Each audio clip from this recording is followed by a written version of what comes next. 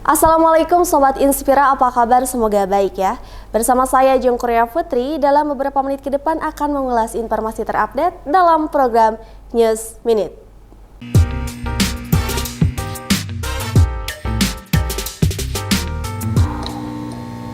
Berita pertama datang dari pemerintah Kabupaten Bandung melalui Dinas Perpustakaan dan Kearsipan Kabupaten Bandung menggelar kelas manajemen menulis itu hebat, mendongeng itu kreatif, dan penandatanganan komitmen dalam mendorong pengukuhan Bunda Literasi tingkat RW oleh Bunda Literasi Kabupaten Bandung.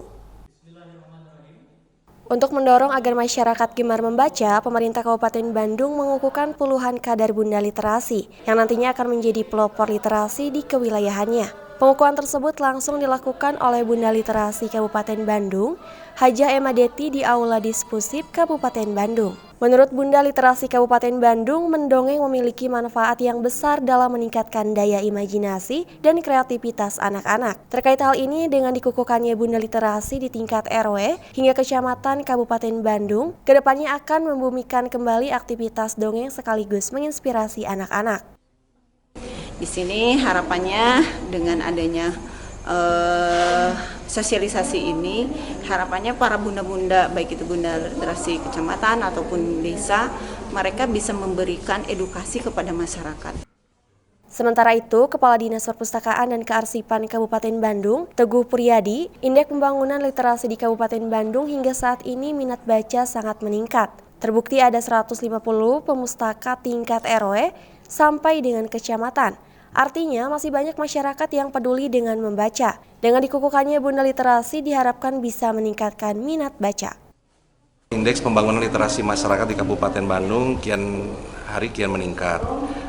Terbukti dari kunjungan para pemustaka ke perpustakaan Kabupaten Bandung yang tidak kurang dalam satu hari itu di 150 pemustaka yang hadir.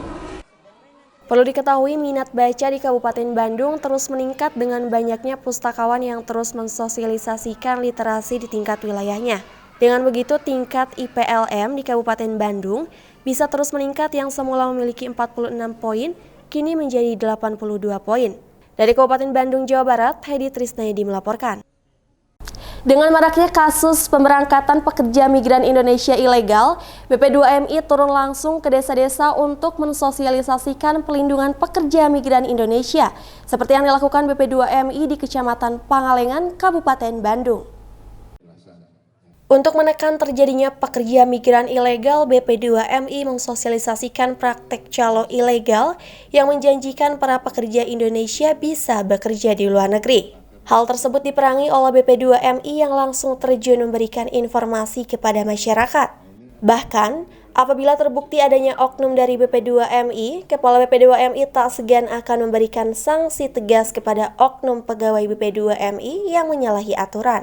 Dengan maraknya kasus tersebut, Badan Perlindungan Pekerja Migran Indonesia atau BP2MI langsung turun ke desa-desa untuk memberikan pemahaman terkait perlindungan bahwa pekerja migran Indonesia dilindungi oleh negara, serta pihaknya menghimbau kepada masyarakat agar tidak langsung percaya terhadap orang yang menawarkan bekerja di luar negeri. Seperti yang dijelaskan Kepala Badan Perlindungan Pekerja Migran Indonesia, Beni Ramdhani, bahwa maraknya penempatan ilegal oleh para calo, sindikat, bandar yang menggunakan kaki tangan mereka yang ada di desa. Beni pun menyampaikan ini sangat bahaya dengan penempatan ilegal tersebut, karena resiko pemberangkatan pekerja migran tidak resmi, bisa mengalami kekerasan fisik hingga gaji yang tidak dibayarkan.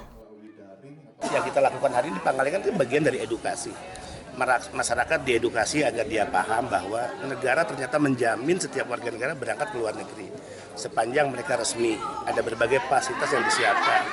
Mereka juga harus sadar bahwa kalau mereka memaksakan berangkat secara tidak resmi, ada bahaya-bahaya dan resiko yang mereka tanggung.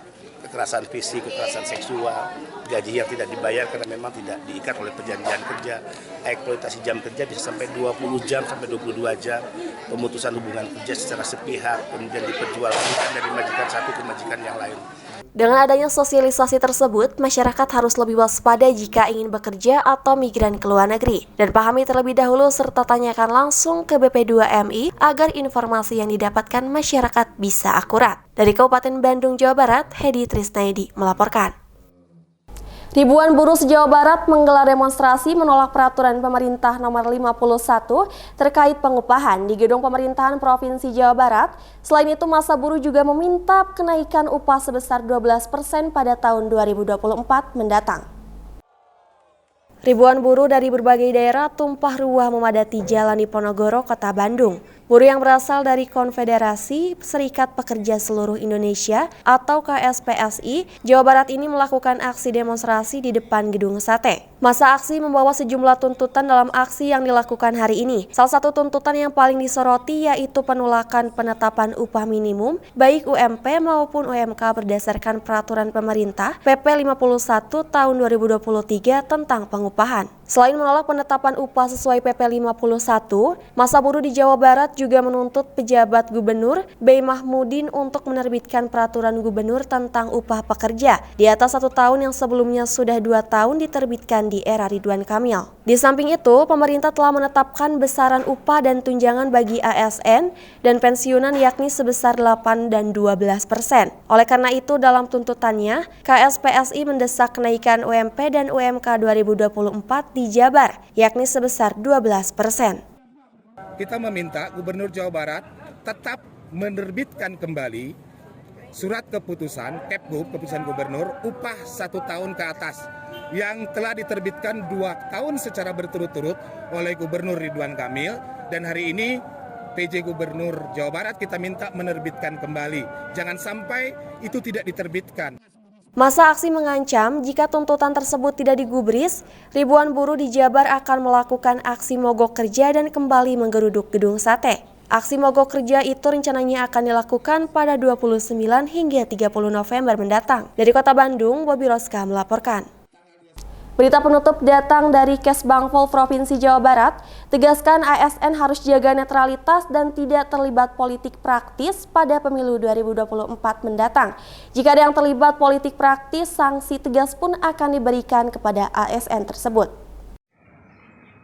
Menjelang pemilu 2024, Pemprov Jawa Barat melalui Badan Kesatuan Bangsa dan Politik atau Kesbangpol menegaskan kepada seluruh ASN di lingkungan Pemprov Jabar untuk menjaga netralitas dan tidak terlibat politik praktis. Hal tersebut disampaikan Kepala Kesbangpol Jawa Barat, Iip Hidayat, dalam kegiatan Jabar Punya Informasi dengan tema Deklarasi Pemilu Damai Jabar Anteng di Gedung Sate, Kota Bandung. Iip mengatakan jika ada ASN yang terlibat politik praktis, sanksi tegas pun akan diberikan kepada ASN tersebut. Sementara itu, untuk menjaga kondusivitas di Jawa Barat menjelang pemilu 2024 nanti, Pemprov Jabar akan menggelar deklarasi damai yang rencananya akan berlangsung pada Sabtu besok. Yang namanya TNI Polri ASN itu harus netral, dan itu diatur oleh PP 53 2010, tidak boleh berpihak. Walaupun sesungguhnya dia punya hak pilih, tapi sifatnya pribadi kemudian di bilik suara.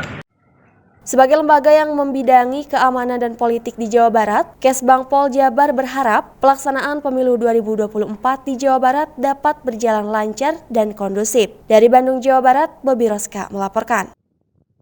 Demikian Sobat Inspira berita terupdate hari ini. Saksikan program terupdate lainnya bersama saya Ajeng Kurnia Putri hanya di Inspira TV. Wassalamualaikum warahmatullahi wabarakatuh. Sampai jumpa.